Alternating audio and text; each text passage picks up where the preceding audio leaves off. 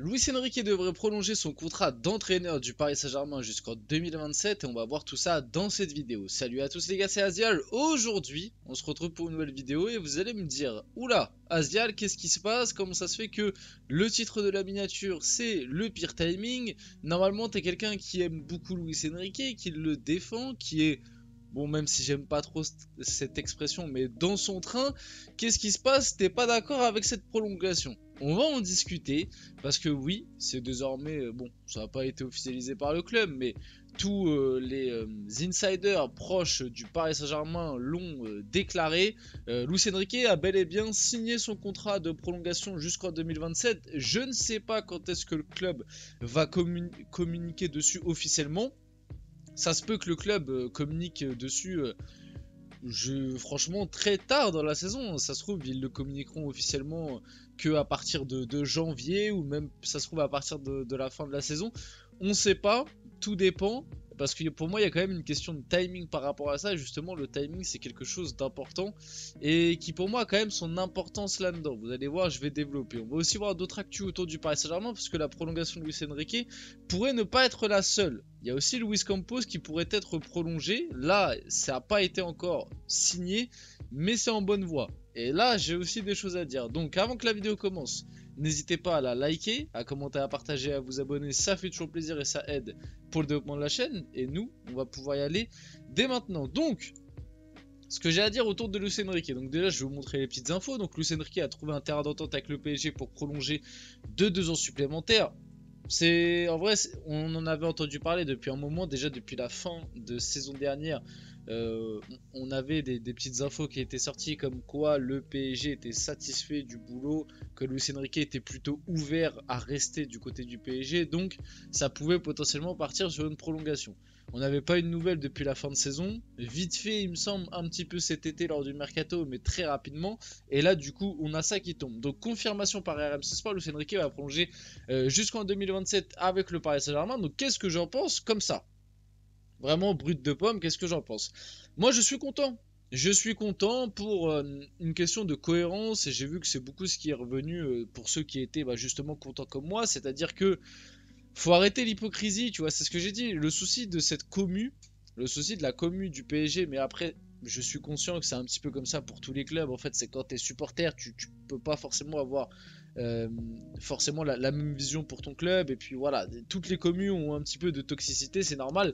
Mais depuis le début de l'ère QSI, les reproches qui ont toujours été faits à la direction du PSG et même au PSG globalement, c'est ne pas laisser assez de temps aux entraîneurs, ne pas leur donner assez de pouvoir, trop de stars, donner trop de pouvoir à des joueurs, ne pas laisser les entraîneurs travailler, bref, vous voyez très bien de quoi je parle.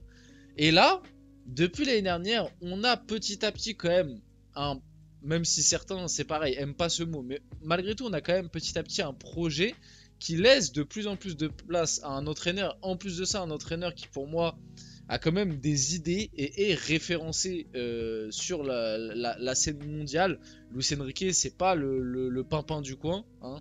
Sans no offense, mais ça a quand même un autre standing que Christophe Galtier ou même qu'un Pochettino par exemple. Tu vois, après, ou même qu'un Unai Emery au moment où il arrive au PSG. Je te parle en termes de standing. Après, tu vois, chacun a sa vision. Mais pour moi, Luis Enrique, c'est l'un des meilleurs entraîneurs avant qu'il passe par le PSG en termes de sur le papier ce qu'il a fait. Luis Enrique, c'est l'un des meilleurs entraîneurs qu'on a eu sous l'ère QSI avec Ancelotti, tu vois. Pour moi, c'est Ancelotti en 1, Luis Enrique en 2. Je parle vraiment au moment où ils arrivent au PSG, parce que certains vont me dire Tourelle depuis il a gagné la LDC aussi, Unai Emery ce qu'il fait avec Aston Villa, ce qu'il a fait avec avec Villarreal, etc. Mais au moment où ils arrivent au PSG, pour moi, Ancelotti, Luis Enrique en 2. Donc on lui laisse du temps, on lui laisse un peu plus de place sur le mercato, on lui laisse enfin avoir la main mise sur cette équipe, avoir un petit peu moins de... J'aime pas ce mot star, parce qu'en vrai tu peux avoir des stars mais qui sont dans ton projet en fait. Nous le souci au PSG ces dernières années c'est qu'on avait des stars mais qu'on les plaçait plus haut que le club. C'était surtout ça le problème, c'était pas le problème d'avoir des stars, mais en tout cas... On recrute des joueurs qui sont dans la philosophie de Luis Enrique, qui n'ont pas trop d'ego et qu'on ne place pas au-dessus du club. Donc on pourrait se dire, mais tout le monde devrait être content de la direction que prend le PSG. Et non. En fait, maintenant, on a une partie de cette communauté qui fait les nostalgiques, qui parle du PSG des années 2018-2019, comme si dans ces années-là, le PSG allait tout le temps en demi-finale de Ligue des Champions ou la gagner. Alors que je rappelle que le PSG, moi j'aimais beaucoup ce PSG-là. Et pour moi, en 2020, il y a quand même une occasion qui, tu vois, le PSG des Mbappé, Neymar, Di Maria sous Tourelle, pour moi en 2020, la finale face au Bayern, tu l'as là parce que t'avais ce spot et pour moi cette génération méritait quand même d'aller chercher ce trophée, tu vois. Ça aurait été magnifique, les Marquinhos, les Thiago Silva, Cavani, etc. Bref. Mais cette génération-là, elle avait plein de défauts et cette génération-là a été aussi très critiquée. Thomas Tuchel a été très critiqué. J'entends aussi certains dire que dans le jeu, le projet de jeu, on voit pas d'évolution par rapport au PSG qu'on avait avant. Je vous invite juste à aller revoir des matchs du PSG sous Christophe Galtier. Je pense que vous allez vous arracher les yeux, pardon, parce qu'en fait, ça c'est pareil. J'ai l'impression qu'il s'est rien passé depuis Tourelle jusqu'à Enrique. Les gars, entre Tourelle et Luis Enrique, il y a eu quand même sous Pochettino où ça a été pas mal, on va dire, les 2-3 premiers mois. Après, c'était une catastrophe. Et on a eu Christophe Galtier, où là pareil c'était catastrophique. Dans le jeu, dans les résultats, il n'y a rien qui allait. Et là on a Luis Enrique qui quand même, moi je suis désolé, on voit sa patte, on voit la différence par rapport aux autres saisons. Et moi, comme je le disais, ça, depuis les débuts de Tourelle, j'avais pas vu un entraîneur autant mettre sa patte sur cette équipe. On a le triplé national qui n'avait pas été fait depuis Tourelle justement. Tourelle l'avait fait en 2020 si je me trompe pas. 2020 ou 2019, j'ai un doute. Non, je crois que c'est 2020. Donc depuis Tourelle, on a un entraîneur qui a refait le triplé national et il y en a que 3 qui l'ont fait. Tourelle, Laurent Blanc et lui du coup. Ancelotti l'a pas fait, Unai Emery l'a pas fait, Pochettino, Galtier l'ont pas fait. Bref. Donc pour moi, on est sur la bonne voie. Maintenant, et moi je suis plutôt dans le train Luis Enrique, même si j'aime pas cette expression-là parce que pour moi, si Luis Enrique fait des choses que j'estime pas correctes ou que je suis pas en accord avec lui, je le dirais, notamment la communication de Luis Enrique.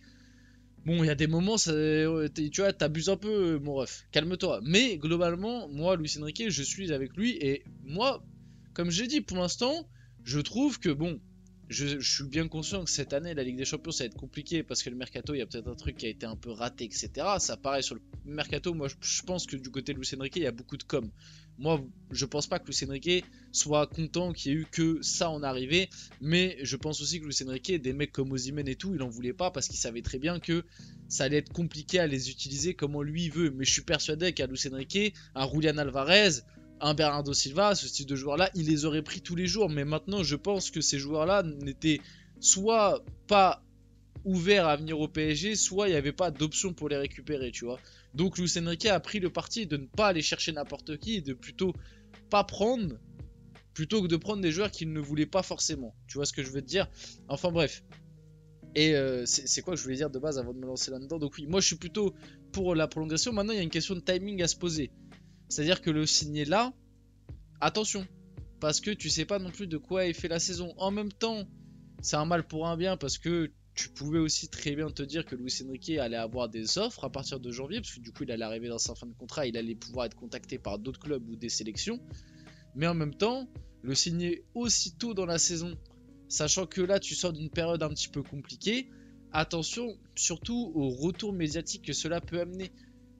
Moi j'aurais été plutôt pour que ça en discute, mais que on signe réellement les papiers, imaginons à partir du mois de mars, avril, tu vois, à 2-3 mois à la fin du contrat, une fois qu'on a vu que cette deuxième saison était bien entamée et satisfaisante, parce qu'à l'heure actuelle, le début de saison, les 3-4 premiers matchs c'était très bien, et ensuite on a eu 3-4 autres matchs où c'était bien moins bien. Donc sur ce début de saison, c'est très dur à juger finalement si l'année 2 de Luis Enrique démarre bien ou on est un peu mitigé, tu vois. Donc c'est juste par rapport à ça. Vite fait, je fais très rapidement sur Luis Campos. Luis Campos est lui aussi en grande passe de prolonger avec le Paris Saint-Germain, même si en vrai ça mérite une vidéo entière limite. Le Portugais dispose d'une proposition encore à l'étude. Moi, Luis Campos, j'ai beaucoup plus de questions. Je suis beaucoup moins fan de l'idée de le prolonger, déjà pour la simple et bonne raison que celui qui a placé Luis Campos, enfin en tout cas celui qui a donné l'idée, c'est Mbappé et son clan. Donc rien que par rapport à ça, moi j'ai du mal à m'imaginer un futur encore avec Luis Campos. Que Luis Campos, bah, il a fait quand même 1 an de plus que Luis Enrique. À la fin de l'année, ça fera 3 ans de Luis Campos qu'on s'est tapé. Et pour moi, les 2 premiers mercato, c'était lui quasiment à 100% qui avait la loi sur le mercato. Et on le voit bien que le mercato de 2022 et le mercato de 2023 sont globalement des mercatos ratés. Il y a très peu eu de bonnes prises. Le mercato de 2024, pour moi, c'est lui et Luis Enrique. Je pense que les deux ont eu leur mot à dire. Mais 2022-2023, t'as quand même beaucoup plus d'échecs que de réussites. Donc, par rapport à ça, je suis beaucoup plus mitigé sur la prolongation de Luis Campos. Mais on verra si on en reparle dans une vidéo complète. On arrive sur la fin de cette vidéo. J'espère qu'elle vous a plu. Si c'est le cas, n'hésitez pas à la liker, commenter, partager et vous abonner, les gars. C'était Aziel. On se retrouve très rapidement pour une prochaine vidéo.